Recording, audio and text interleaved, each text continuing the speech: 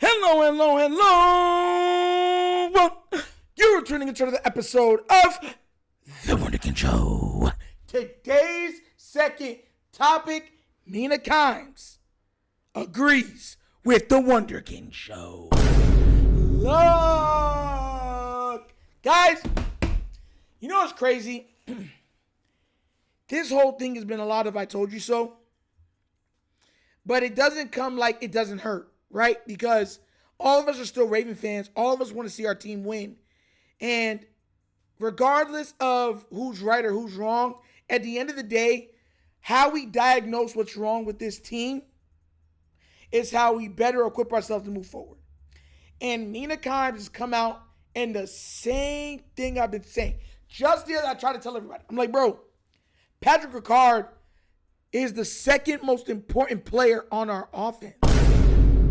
People's like, no, are you crazy? Well, I picked Zay, Isaiah Likely, Mark Andrews, Bateman, Derrick Henry, Justice Hill, Keegan Mitchell, Ronnie Stanley, Linderbaum, Falala, Rosengarten, Voorhees, Lamar. I mean, all of them are more important than him. And I said, no, they're not. And now, somebody's done joined up to agree with Nitro. Miss Mina Kimes themselves. What I'm going to do is I'm going to play the audio and video of them breaking this on the ESPN, NFL Live. And then we're going to break it down even further, okay? So without further ado, we're going to get that started now. Please remember, guys, to like, subscribe, hit that notification bell if you like content like this. Okay, guys? Without further ado, let's get this party started. Check what they all had to say. The Ravens were struggling. What do you see as the biggest issue for Baltimore? I don't know what Todd Monken is doing. I really don't. There is a tremendous amount of evidence that if you let Derrick Henry dictate games, this offense works better. Yeah. And him and Lamar dictating games with whether it's sleight of hand or whatever. Look at this on the season. 48 carries, 49, 48, 49 carries, tied for 24. He's 8th in rush yards on those limited carries. He's tied for 6 with touchdowns and 20-yard rushes tied for 1st. Hey. And we left a game against the Kansas City Chiefs with 8 total carries in a game for Derrick Henry. Now, this has been a part before Derrick Henry showed up. Y'all know I almost lost my damn mind about the AFC Championship game. Yep. Yeah. And the number of runs that the backs had as the number 1 rushing team in the league that season. So again, go ahead. Do you think or expect it to be different once Likely's back consistently and Ricard comes back? But Dan, I understand that, and I agree with you on that. But what's your best formula right now? You have to play for what's going on. Right. You got 7 people injured on defense, and you consistently want to push the ball down the field. And you're not winning. And you're not winning doing that. So again, I understand the draw to want Lamar to make plays and push the ball down the field. You did not sign this man to be tied for 24th in carries 5 weeks into the season. That's a good point. And if his career wasn't made on volume, we wouldn't have this argument. He gets better the more touches he has. That's been the case since he showed up to Baltimore and when he was in Tennessee. So I think, not that I don't disagree that they shouldn't be running more. I think part of the issue is they're not running it well. They're not efficient at all. And I've been kind of trying to figure out why, Marcus, and some of the reasons for that. And there's a litany of it. I don't think they're blocking quite the way that they used to.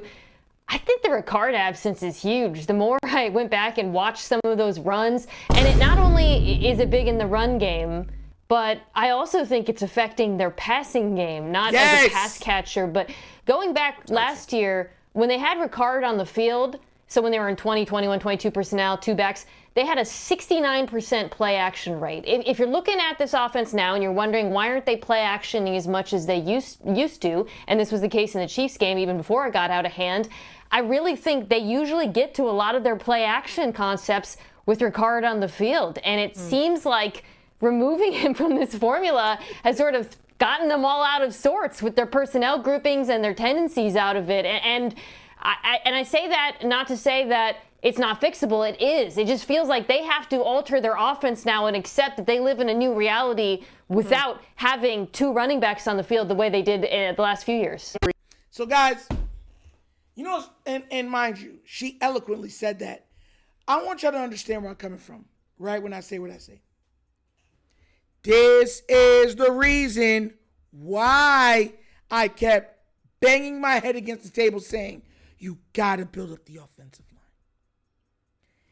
This team was only succeeding with 6 blockers on the field. If you have 5 blockers on the field, we weren't succeeding. We couldn't pass pro. We couldn't properly run block. That's why we couldn't run out of 11 personnel most of the time. And I know you're gonna say, well, sometimes the tight end block and stuff, blah blah blah blah blah. Yeah, well, when Patrick Ricard's on the field, he is essentially another offensive lineman. So we've become so used to having 6 blockers on the field at the minimum that now that he's gone, all of the deficiencies are now not just bad, they're glaring. They were bad before at times, but they were mitigated because Lamar can make a lot of people miss. Patrick Ricard is probably the most versatile fullback in the league. And you had Isaiah Likely, who is probably the most versatile tight end in the league. But now, Isaiah Likely was out, injuries. Patrick Ricard, they don't even know what's wrong with him. He's still out, maybe going on IR with his injury.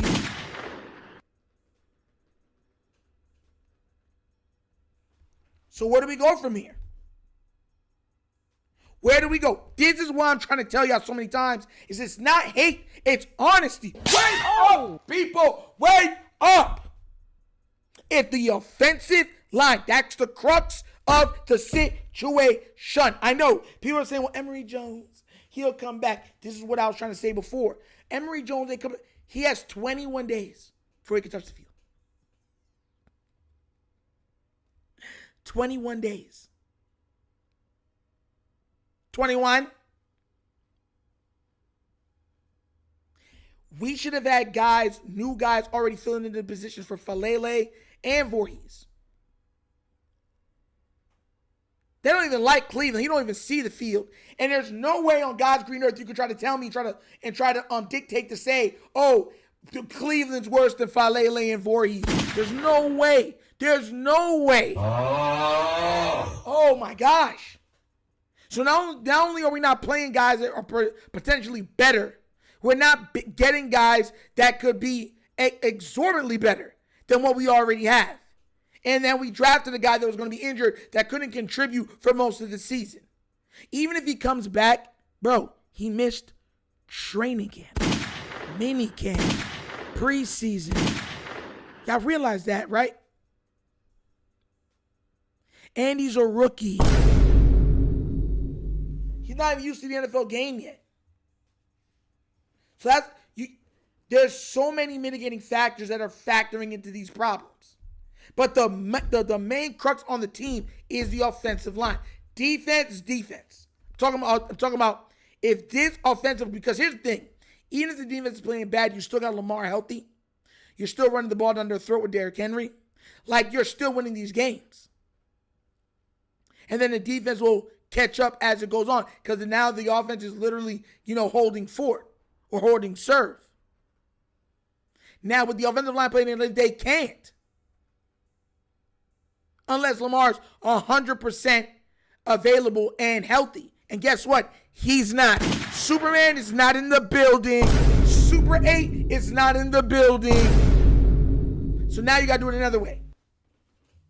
Restructure, rebuild, retool the offensive line for the last time. Jesus, God. And shout out to Mina Kimes, because nail, hammer, right on the head. Right on the head. Shout out to her. You know what I'm saying? Got Raven fans scared.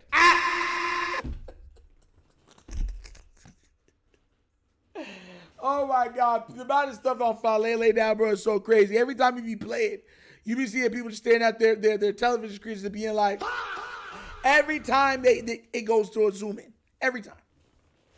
Every time. But what do you guys think? Do you think the real biggest problem right now is the offensive line? And do you think if Patrick Ricard was able to return, it would mitigate the pass and run blocking? Let me know what you think about that down in the comment section, especially now that Mina Kimes is seeing the same thing that Nitro has been seeing. But as always, that's the episode of The Wunderkind Show. Thank you for watching. And now we get down, we have fun, and we laugh. But everything we talk about, we're doing what? Facts and truth. Please remember, guys, like, subscribe, hit that notification bell, leave a comment. You know I love the comments. If you haven't already done so already, check out the Wunderkind Morning Show live Monday through Thursdays, 9:30 to 10:30 a.m., where we touch on all our topics of sports, breakdowns, pop culture, and a little bit of nostalgia trivia at the end for the 70s, 80s, 90s, early 2000s. Guys, be there or be squared. Subscribe, it's free, or help out and help build the channel by becoming a member, and that's roughly around $5. It's not expensive at all. And it helps us build the channel, and you get discounts when we get into the merchandise and stuff like that. Okay? Also, if you want to donate to the channel, just say you just want to donate, hit up and say, yo, Nitro, you grinding, here you go. Or we want to get you some more equipment. Bottom of the screen, QR codes to a Cash App. Cash App located in the description of every video that we do. Name of it is $, The Wunderkind Show. Super easy. But that's the episode of The Wunderkind Show. This show is Nectar signing off. And as always, you know my slogan. Peace. And I am out of here. Huh? Yo! Finish him, Daddy. No!